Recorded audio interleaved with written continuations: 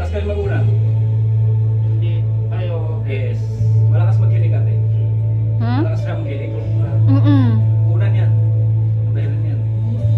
O pag naghilik siya, parang pati yung kapitbahay makakarinig. Yes. Unan ang dahilan yan siya. Ang unan niya mataas, ganon? Unan ang dahilan kung bakit tayo naghihilig.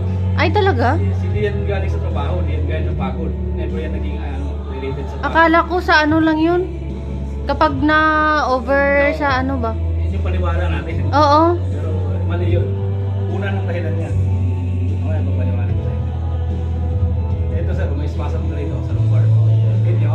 Tapos kapag ka nagda-drive siya, lagi yung sumasakit dyan sa likod niya. Mismo. So yun nga sinasabi ko, lahat ng pananakit natin sa lower extremity, regardless kung saan man dyan ng area, ito galing lahat yan. Never yan magsisimula sa pinaka-distal.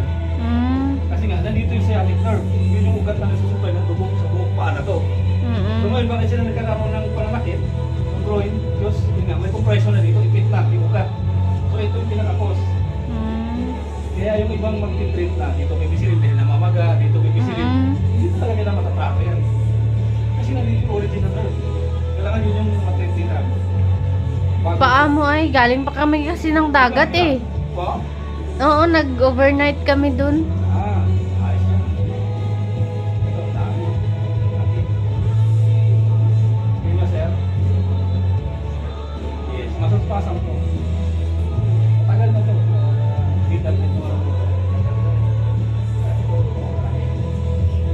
Kita na. Kasi hindi na kaya ng ilong-ilong. Nakailan ako dito. Parang hindi rin. Hindi mo mawawala to ay. Yun nga, hindi na to related sa muscle eh. Vertebrae to related sa spine mo na. Ngayon, kakamasahin ng kakamasahin, lalo masisiksik yung vertebrae sa loob. Kaya, Oh, ginaganyan-ganyan Yes. ko kay masakit daw. kaya kakapamasahin mo, lalo nung diyang sumasakit. Every time na giginhawa siya, kung ilang araw, sa masahe. Pag sumakit siya, pasakit siya ng Oo. pasakit. I-observe mo yan.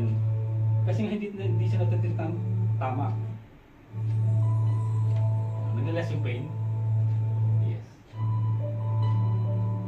Kasi ang masahe-masahe, di naman talaga dinatan yung ano eh. Oo, kumbaga. Structure ng katawan eh. Pisil-kipisi lang yan sila eh.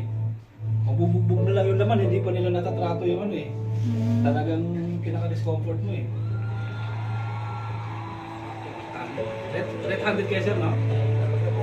Kanan kayo, no? Even yan. So dominant side mo to eh. Talagang mas pagod.